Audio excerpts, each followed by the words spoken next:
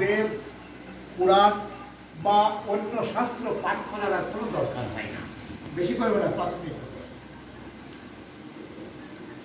যেখানে প্রতিদিন গীতা পাঠ হয় বা যেখানে লোকেরা প্রতিদিন গীতা পাঠ শোনে,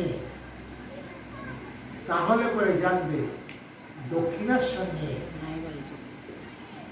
অশ্বমেধ যজ্ঞ করলে পরে যে পুণ্য ফল হয় সেই পুণ্য ফলটাই হয়। যিনি ভক্তি এবং যত্ন সহকারে শাস্ত্রবিধি মেনে গীতা পাঠ করেন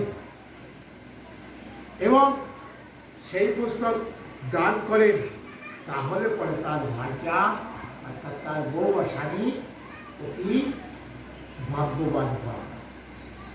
আর যে বাড়িতে গীতা পাঠ করা হয়, গীতার অর্চনা করা হয়, সেইখানে কখনো অভিচারজনিত বা অভিশাপজনিত কোনো রকম দুঃখ কষ্ট সেই বাড়িতে আসতে পারে না।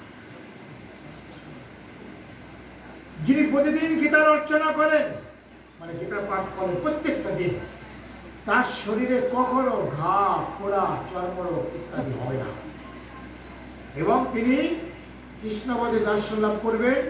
একনিষ্ঠ ভক্তি লাভ করবেন। কেটে দাও যে এবার স্ত্রীর ফটো তোলা